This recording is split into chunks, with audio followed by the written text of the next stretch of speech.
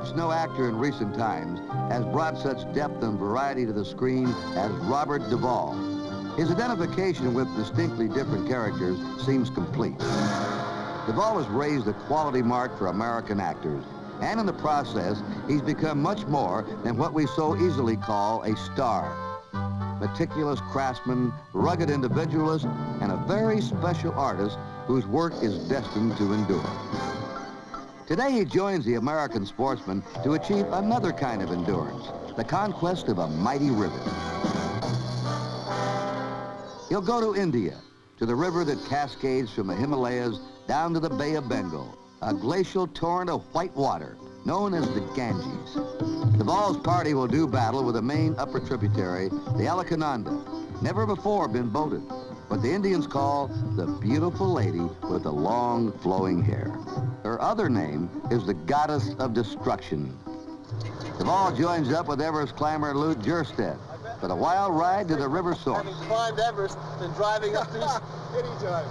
I get out these highways driving, it scares me half to death.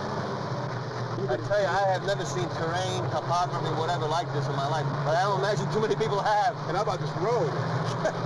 Imagine surveying and putting this road through here. I'm a semi-sportsman and an American, but I don't know what... This will qualify me as an road, right? Look at this corner. You're doing great, Luke. You're doing great. You got a 1,000-foot drop off on one side and a rock wall on the other. What makes this river, the Alaknanda, the velocity, just the height, the tremendous height of these mountains? Probably got 40 billion tons of glacier up there or some such thing. Really? All pouring water off in this area that flows down through this whole canyon. We can see how it's cut the canyon. Because they're the greatest mountains in the world. I mean, it must have something to do with it. Yeah, it's really awesome. Well, I was talking with the riverman last night, and I don't know about Ken. He seems to be at peace with what he wants to do, but the others seem to be really in awe of this river, well, almost to the point of a little fearful. I'm afraid we all are. Yeah. Pretty much in awe and fearful. But they were saying, I asked one of them about Ken. He said he may be the #1 oarsman in the world. Ken is such a pro, and he's so good that for anybody in the world I had to choose to come out and run this thing, it'd be Ken Warrren, that's for sure. Yeah. The problem with these kinds of expeditions is that you're into totally unknown terrain. We have no idea what the velocity of the water is going to be until we get into it. We have no idea how big those boils are, and we really have no idea, in many places, just what's coming even around the next bend. So everything is run totally blind. And when you're talking about running 30 kilometers with about 45 Class 6 rapids in the blind, you know that you're into something pretty hairy. We went to a temple for a much-needed blessing, then did some sightseeing in the peaceful town of Badrinath. We knew this was a total contrast to what lay ahead. If successful, we were going to spend about 10 days covering 150 miles of violent rapids with a drop in elevation of about 12,000 feet, navigating all kinds of turbulence on a rubber raft. These are all the great steps that go all the way down through here. Come down. Do they actually bathe there? Sure, they'll actually bathe. They'll pick water out about 2 miles around that corner right there is where the Narayan Parbat Glacier comes down, and that's where the water This is the source of it all. Alaknanda. Beautiful. Alaknanda. And the water is probably 33, 32 degrees right here. Really? I'd done a lot of training for it, but how do you really prepare for the unknown?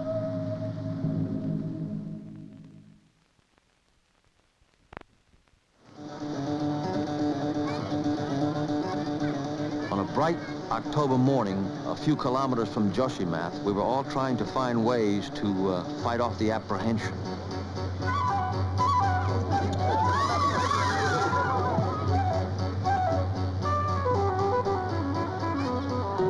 The guy in the gorilla suit turned out to be Dan Baxter, one of the oarsmen. Another boatman was Andy Griffith, whose silence could hardly conceal his tension. It took the better part of a day to prepare the boats and launch them. 3 weeks before, a world champion Czechoslovakian team had also tried the Alaknanda. Their first day on the river, 2 crewmen were drowned. It wasn't exactly a comforting thought.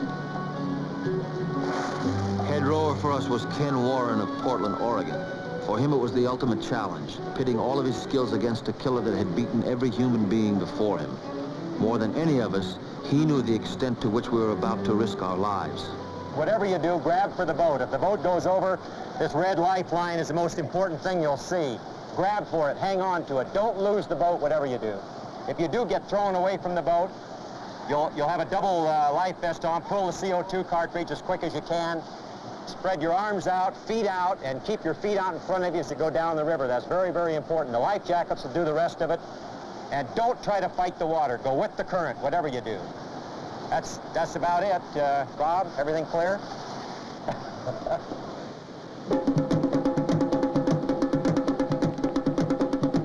The people of Joshimath must have wondered why we were doing this.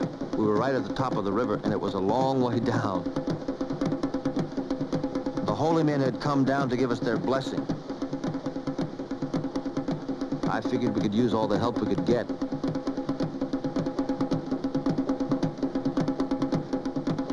Then they blessed the river itself, which maybe didn't need it. And then we were off.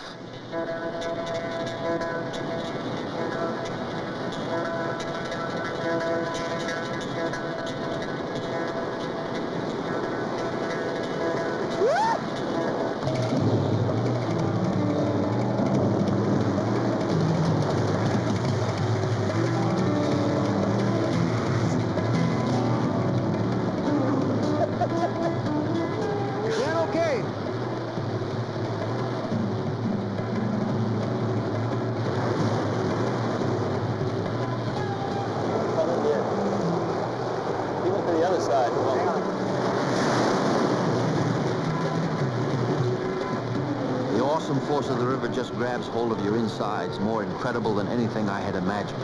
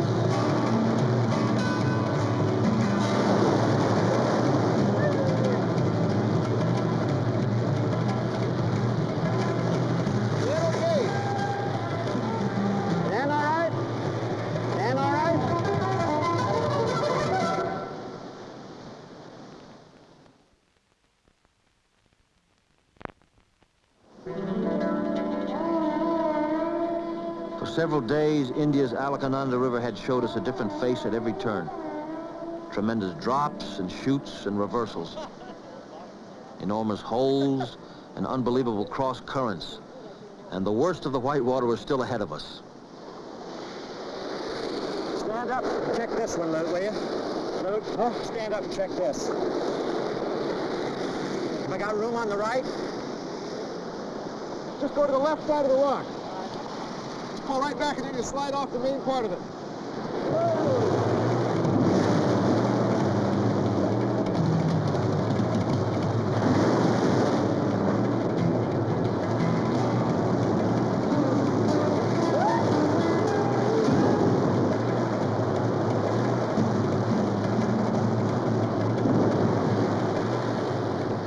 By now, all of us wondered whether we'd actually make it.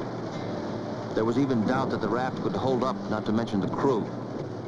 We'd lost a lot of weight over these days from sheer physical effort. We'd been stunned by the power and velocity of the flow up to 30,000 cubic feet of water per second. Ken Warrren just kept at it, rowing as if everything in his life had led up to this one monumental challenge.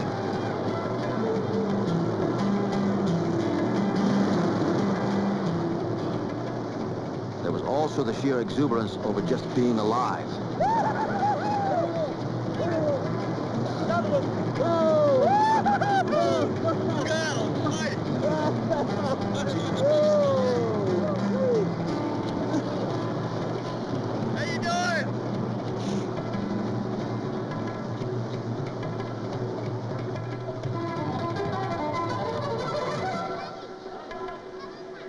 People came out from everywhere to greet us. After being alone on that water for so long, it was a welcome sight. To them, we must have looked like strange beings, or maybe even magicians. Can I tell her? I just look at How do I do this? You should. We'll start what? Big man. Not take her eye off. It'll take a while, won't it? She doesn't have any practice.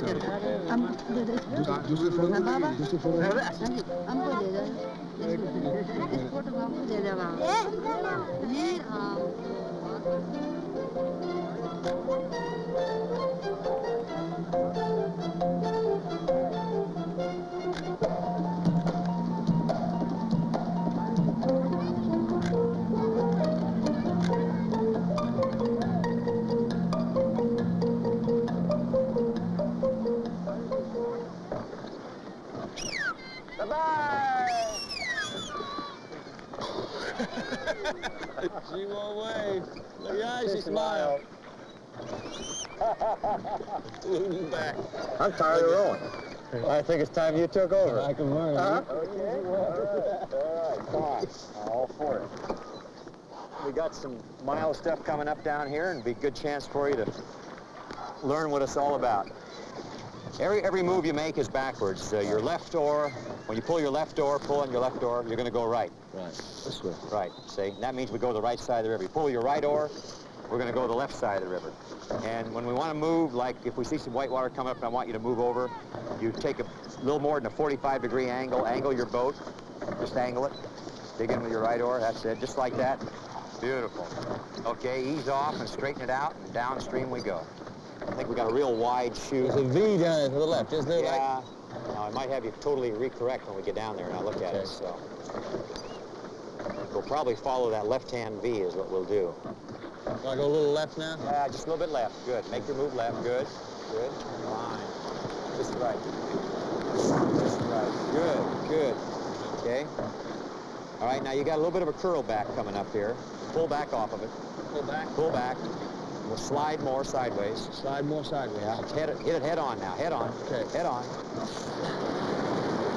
Just like you're doing. Perfect. Perfect. Good, good job. Way to go, Bobby. Right on. You're doing it fine. Just let her drift. Okay, let her drift. Don't fight her. Right. Let the lady with the flowing hair caress you. When the rapids got rougher, Ken Warrren took over again.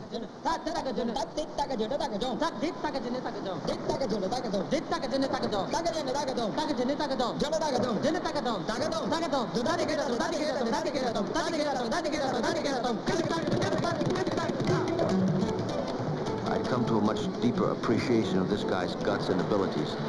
It made me think how one man's personal endurance and courage can be every bit as awesome as the river itself.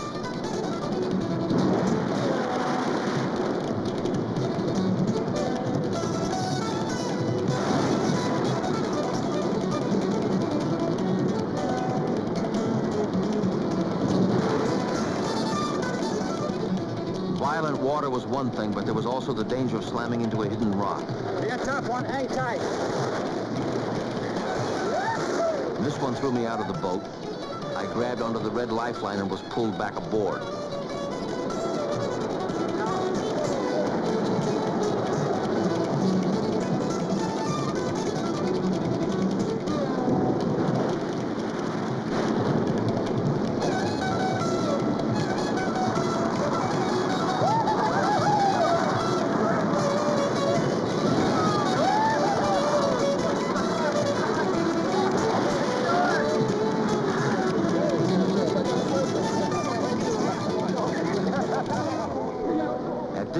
There was a cheering section from the States. On hand was my brother Jack, and also Nan Jarvis and Ken's wife Maxine.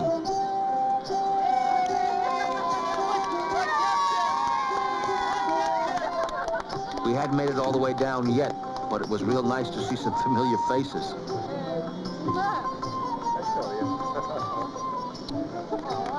I was still thinking about how I'd flipped all the way out of the boat. Still, I wanted to take the oars and try it again myself. Hard enough. That was about as hard as I want to ever have it. That had some of the biggest stuff that a boat has ever been dropped into at that size, bar none. How we got out of that canyon right side up is beyond me.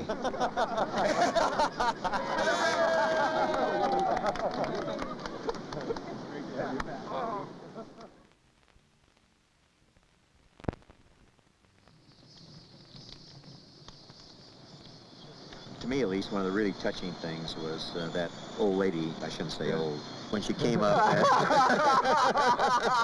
When she came... She's almost as old as you are. Yeah, right. But she came up and you know, she blessed us, you know, and said, you know, she wanted a safe journey, and then what she says, kind of, you know, go for it, you know, or something like that, you know, in Hindi. Yeah, that was just super. Go on down it, and then she turned around and prayed back to the river. Prayed, Please make them safe. Yeah, that was just This great. is like a greeting. At Chamoli, it's a greeting. Yeah, they do that. They were doing it all along. Yeah, there was the All whole... the prayers we could get, we needed. Yeah, we needed it. Those 2 consecutive drops, you know, that we hit one after the other, that just had to be something else. But the worst is over. Yeah, the worst is definitely over. We have beaten the best. The bug out of the silverware.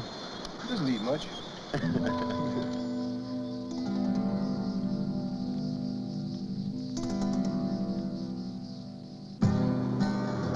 Alaknanda. Yeah, you're okay in the right. Now it was my turn. My brother Jack was aboard with me in a Lute. It was the best practice in the world.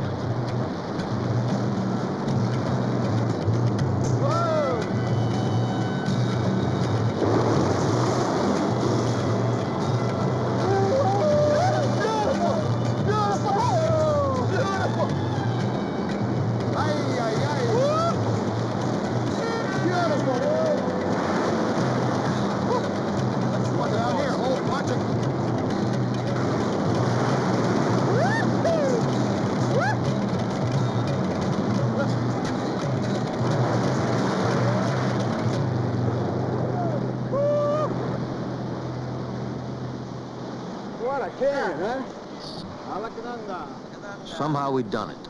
We'd beaten the Alaknanda, the first human beings ever to make it. I think I felt the way soldiers do when they know the war is finally over.